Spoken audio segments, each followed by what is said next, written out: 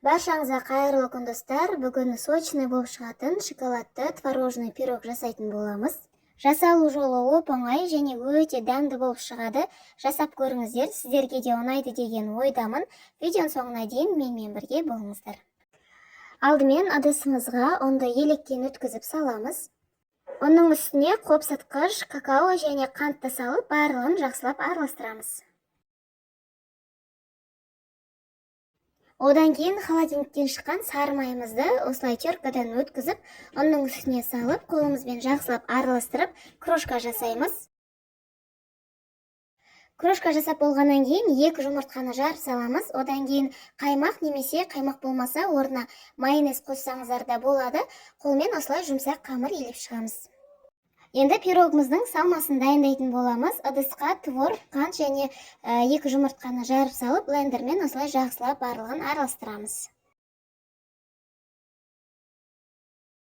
Қамырымызды 2-ге бөліп аламыз. Бір бөлігін кішкентай ғана қалдырамыз. Ол біздің пирогымыздың бетіне қажет болады.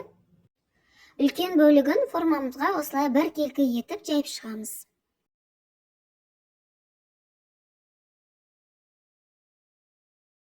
Барлығын тегістеп, әдемілеп жайып шыққаннан кейін салмасын саламыз.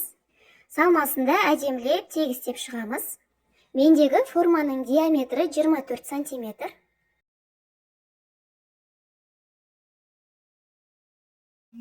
Қамырдың алып қалған кішкентай бөлігін оқтаумен дөңгелек етіп жайып аламыз.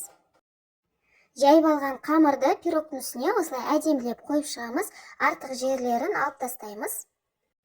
Пирогты алдын ала қызған пеште 180 градуста 25 минуттай пісіреміз. Пирог пісіп шыққанша бетіне ганашты дайындаймыз. Ыдысқа шоколад, сүт және сары майды салып, барлығын газда ертіп аламыз. Пирогымыз пісіп шықты, бетіне ганашты құйып шығамыз. Осымен біздің пирогымыз дайын, дәмді шыққан. Жасап көріңіздер, сіздерге де ұнайды деген ойдамын. Видеом сіздерге пайдалы болса, лайк басып, пікір қалдыра кетіңіздер. Арнама тіркелуді ұмытпаңыздар. Назарларыңызға рахмет. Қош сау болыңыздар.